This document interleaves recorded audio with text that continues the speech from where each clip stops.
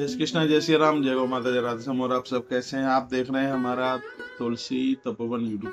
और इस वीडियो में हम चर्चा कर रहे हैं ओरछा में प्रभु राम राजा बैठे। इनका इतिहास एक बार सुन लीजिएगा। ये दूसरी अयोध्या है। इस समय मैं ओरछा से ही आपको बात कर रहा हूँ। आज का दिन बड़ा पावन है, बड़ा पवित्र है। और मेरा आना हुआ था बागेश्वर बाबा जी के कार्यक्रम में। उनकी जो पद यात्रा निकल रही है और उसी में मैं पहुंचा। रात्रि को ओरछा रुकना हुआ, भगवान के दर्शन हुए। तो यहाँ की कुछ अनुभूति मैं आपके बीच में शेयर कर रहा हूँ। और इस वीडियो को डालने का मकसद यह है कि आप भी एक बार ओरछा में पहुंचकर राम राजा प्रभु के आप दर्शन करें। इस मंदिर की प्राकट्यता कैसे हुई वह भी आप सुन। आज ओरछा में बहुत भारी भीड़ है, लाखों की संख्या में लोग हैं। आज यात्रा पूरी हो रही है। बाबा बागेश्वर जी ने जो हिंदुत्व के लिए एक कदम उठाया है, कार्य बड़ा वंदनीय और प्रशंसनीय है। रात्रि को मीडिया के लोग मेरे पास में थे, माइक मुझे पकड़ा रहे थे और वो कह रहे थे कि इस यात्रा का क्या परिणाम है। मैंने कहा और जो भी कुछ हो सो हो, लेकिन जो मुझे लग रहा है मुंह में वह बताऊंगा कि इस यात्रा का परिणाम यह है। जिन्होंने अपना धर्म बदला है, उनके पूर्वजों ने धर्म परिवर्तन किया, आज वह भी सोच रहे होंगे कि खास हम भी हिंदू होते तो ज्यादा अच्छा होता, ज्यादा बढ़िया। आइए मैं भगवान प्रभु श्री राम जी की कुछ चर्चा कर रहा हूँ। अयोध्या के श्री राम का ओरछा से क्या नाता है?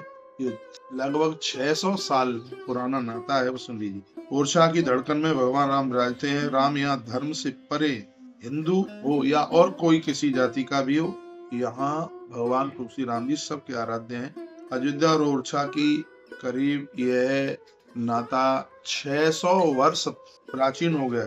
16वीं शताब्दी में महारानी कुंवरी गणेश रामलला को यहाँ ओरछा में लेकर के आई थी। 21 दिन उन्होंने तप किया। बाद में प्रभु राम कुछ शर्तों के साथ में उनके साथ में श्री ओरछा आए। तो वही बात मैं आपको यहाँ से बता रहा हूँ।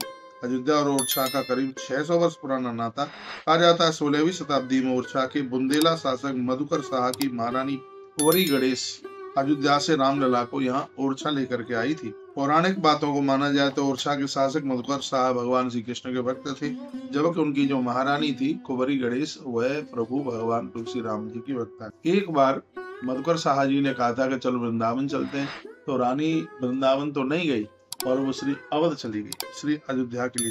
काफी दिनों तक वहां पर रहना हुआ। राजा ने यहाँ से सूचना भेजी, रानी ने कहा थोड़े बहुत दिनों तक और रुक करके आना है। तब पूछा तो तू क्या भगवान को वहां से लेकर के ही आएगी क्या?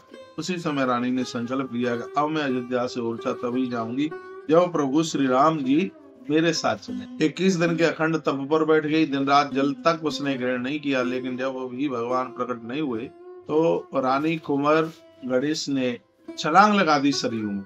ऐसे ही छलांग लगाई, उसी समय भगवान प्रकट हो गए और भगवान ने कहा कि रानी तू मरे मत, प्राण ना छोड़। मैं वायदा करता हूँ कि मैं तेरे साथ में ओरछा चलूंगा। लेकिन ये भी कहा था, ध्यान रखना कि मेरे जाने से ये नहीं है कि ओरछा आबाद हो जाएगा।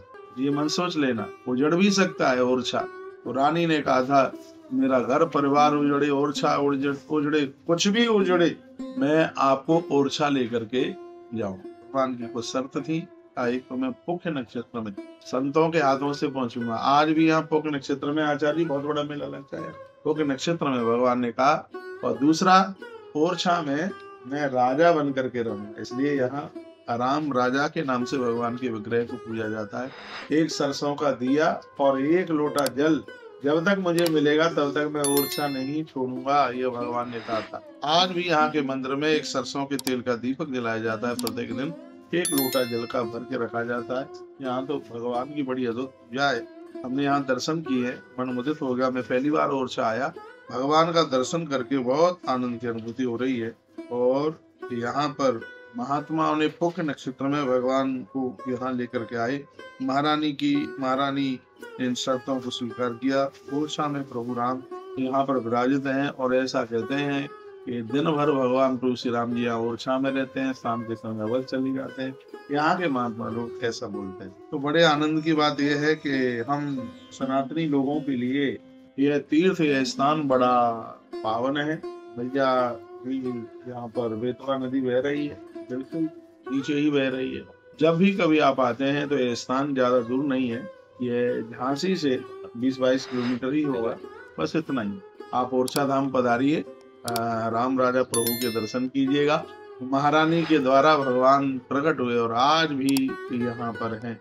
बहुत बहुत धन्यवाद, वीडियो को आपने पूरा सुना है और ऐसे ही जुड़े रहिए, वीडियो को आगे जरूर भेजिए क्योंकि लोग यहाँ तक पहुंचे और राम राजा प्रभु का दर्शन करें। 600 साल पुराना बड़ा अद्भुत मंदिर है। इन सब चीजों से पता लगता है कि हमारी जो संस्कृति है वो ढपोल शंख नहीं है, क्या ये ग्रंथों में संतों के मुख से सुनने को मिला है कि प्रतिमाओं ने प्रकट होकर के अपने भक्तों से बात की है। उन्हीं में से तो भगवान प्रभु श्री राम जी का विग्रह है, प्रकट होकर के महारानी को जिन्होंने बात करी और आज वो ओरछा में राम राजा प्रभु के रूप में आज गुजर रहे हैं। जो भी कोई इनके दरबार में चल करके आता है उनकी संपूर्ण मनोकामनाएं पूर्ण होती हैं, इसमें कोई भी दोहराने वाली बात नहीं है। ऐसे प्रभु के चरणों में हम वंदन प्रणाम करते हैं। आपको जब समय मिले आप तब जरूर पधारिए। एक छोटा सा निमंत्रण, 6 दिसंबर को गौतीर्थ तुलसी तपोवन गौशाला सीधा वृंदावन पधारिए।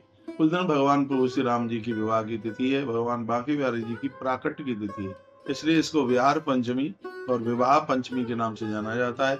24 घंटे का खंड रामायण का पाठ और श्री राम महायज्ञ होने के लिए जा रहा है, इसमें आप जरूर पधारें। जय श्री कृष्ण, जय श्री राम, जय गौ माता, जय राधे श्याम।